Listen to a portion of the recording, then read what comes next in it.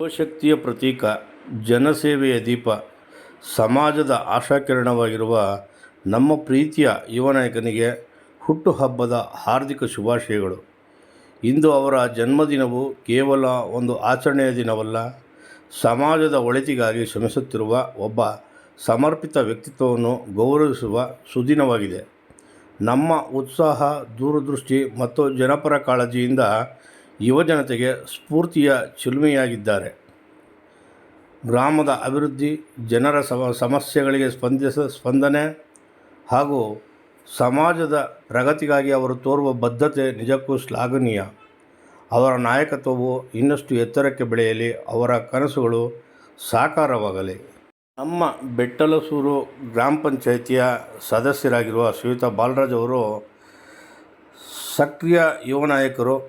ಇಂದು ತಮ್ಮ ಹುಟ್ಟುಹಬ್ಬವನ್ನು ಆಚರಿಸುತ್ತಿರುವುದು ನಮ್ಮೆಲ್ಲರಿಗೂ ಸಂತೋಷದ ವಿಷಯ. ಅವರು ಯುವಜನತೆಗೆ ಪ್ರೇರಣೆಯಾಗಿದ್ದು, ಗ್ರಾಮಾಭಿವೃದ್ಧಿ ಕಾರ್ಯಗಳಲ್ಲಿ ಸದಾ ಮುಂಚೂಣಿಯಲ್ಲಿ ನಿಂತು ಸೇವೆ ಸಲ್ಲಿಸುತ್ತಿದ್ದಾರೆ. ಅವರ ಸಮಾಜಮುಖಿ ಚಿಂತನೆಗಳು ಮತ್ತು ಜನಸೇವೆಗಾಗಿ ಇರುವ ಬದ್ಧತೆ ನಮ್ಮ ಗ್ರಾಮಕ್ಕೆ ಹೆಮ್ಮೆಯ ವಿಷಯವಾಗಿದೆ. ದೇವರು ಅವರಿಗೆ ಉತ್ತಮ ಆರೋಗ್ಯ, ದೀರ್ಘಾಯಸ್ಸು, ಇನ್ನಷ್ಟು ಜನಸೇವೆಯನ್ನು ಮಾಡುವ ಶಕ್ತಿಯನ್ನು ನೀಡಲಿ ಅಂತ ಹಾರೈಸ್ತೇವೆ. ನಗುವಿನ ನಂದಾದೀಪವಾಗಿ, ಸೇವೆಗೆ ಸೂರ್ಯನಾಗಿ, ಯಶಸ್ಸಿನ ಶಿಖರಗಳನ್ನು ಒಂದೊಂದಾಗಿ ಏರುತ್ತಾ ಜನಮನಗಳ ನಾಯಕನಾಗಿ ಬೆಳಗಲಿ, ಉಳಿಯಲಿ, ಬೆಳಗಲಿ. ಹಾಗೆ ಈ ಹುಟ್ಟುಹಬ್ಬದ ಸಂದರ್ಭದಲ್ಲಿ ಅವರಿಗೆ ಉತ್ತಮ ಆಯಸ್ಸು, ಆರೋಗ್ಯ, ಐಶ್ವರ್ಯ, ಕೀರ್ತಿ, ಗೌರವ ಹಾಗೆ ಅಪಾರ ಜನಪ್ರೇಮ ದೊರಕಲಿ ಅಂತ ಹೃತ್ಪೂರ್ವಕವಾಗಿ ಕ್ಷಿಪ್ರಕ್ರಾಂತಿ ಮೀಡಿಯಾ ಎಂಟರ್ಟೈನ್ಮೆಂಟ್ ಚಾನಲ್ನಿಂದ ಶುಭ ಕೋರ್ತಾ ಇದ್ದೀವಿ. ಈಗ ನಾಯಕರೇ, ನಿಮ್ಮ ಪಯಣ ಇನ್ನಷ್ಟು ವೈಭವಮಯವಾಗಲಿ, ನಿಮ್ಮ ಸಾಧನೆಗಳು ಇನ್ನಷ್ಟು ಗಗನಕ್ಕೇರಲಿ ಅಂತ ಆಶಿಸ್ತೀವಿ.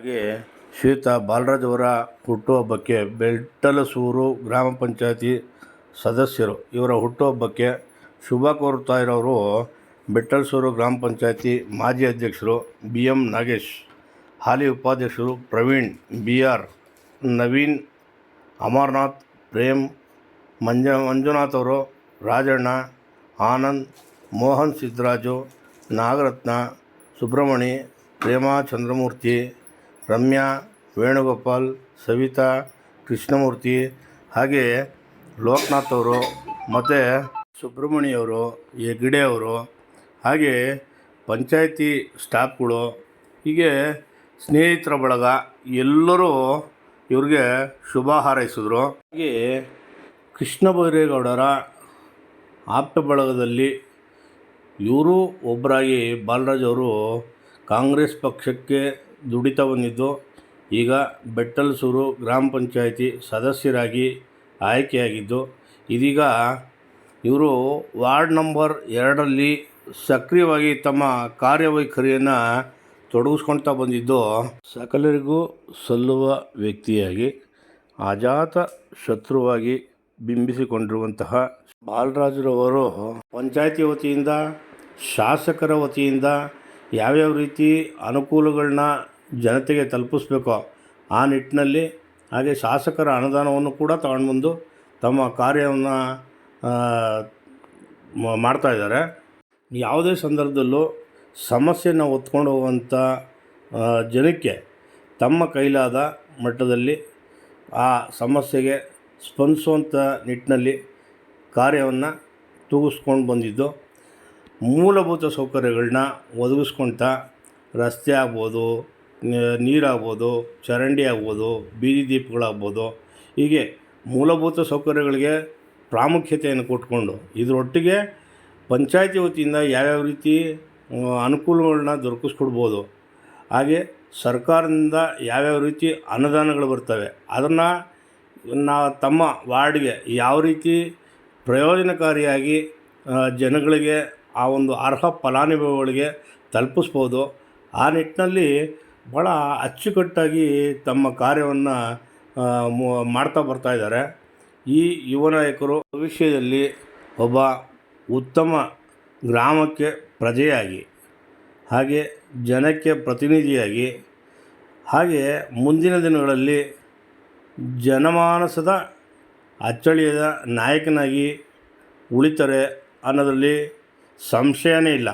ಯಾಕೆಂದರೆ ಅವ್ರು ಮಾಡ್ತಾ ಇರ್ತಕ್ಕಂಥ ಕಾರ್ಯಗಳು, ಹಾಗೆ ಅವರು ಎಲ್ಲರೊಟ್ಟಿಗೆ ಬೆರೆಯುವಂಥ ಅವರ ಗುಣ, ಈ ಗುಣವೇ ಅವ್ರನ್ನ ಭಾಳ ಎತ್ತರಕ್ಕೆ ತಗೊಂಡೋಗುತ್ತೆ.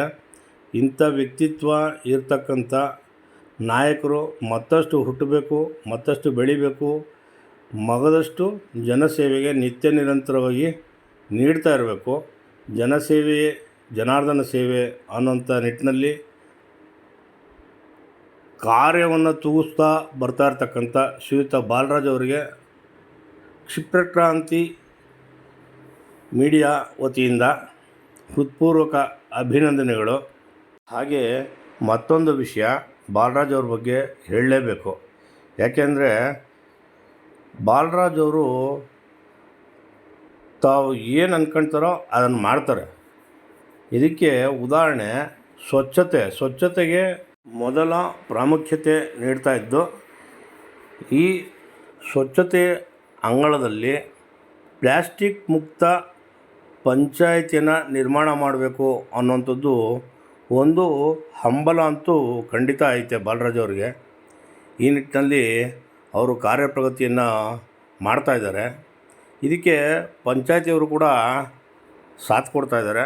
ಹೀಗೆ ಎಲ್ಲ ರೀತಿಯಲ್ಲಿಯೂ ತಮ್ಮ ಕಾರ್ಯವೈಖರಿಯನ್ನು ತೋರಿಸ್ತಾ ಹಿರಿಯರ ಬಗ್ಗೆ ತಲೆಬಾಗಿ ಕಿರಿಯರಿಗೆ ಹಿತೈಷಿಯಾಗಿ ತಮ್ಮ ಎಲ್ಲ ವಯೋಮಾನದವರಿಗೆ ಒಬ್ಬ ಒಳ್ಳೆಯ ಆತ್ಮೀಯ ಗೆಳೆಯನಾಗಿ, ಹಾಗೆ ಒಬ್ಬ ಜನಪ್ರತಿನಿಧಿಯಾಗಿ ಏನು ಮಾಡ್ಬೋದು ಅದನ್ನೆಲ್ಲ ಮಾಡ್ತಾಯಿದ್ದಾರೆ. ಇವರ ರಾಜಕೀಯ ಭವಿಷ್ಯ, ಹಾಗೆ ಕಾಂಗ್ರೆಸ್ ಪಕ್ಷದಿಂದ ಇವರಿಗೆ ಮತ್ತಷ್ಟು ಉತ್ತುಂಗಕ್ಕೆ ಏರುವಂಥ ಒಂದು ಅಧಿಕಾರವನ್ನು ಕೃಷ್ಣ ಬೈರೇಗೌಡರು ಕೊಡಲಿ. ಹಾಗೆ ಇವರು ಮತ್ತಷ್ಟು ಬೆಳಗಲಿ ಅಂತ ಹೇಳ್ತಾ ನನ್ನ ಎರಡು ತೊದಲು ಮಾತನ್ನು ಮುಗಿಸ್ತಾ ಇದ್ದೀನಿ. ಜೈ ಹಿಂದ್, ಜೈ ಕರ್ನಾಟಕ.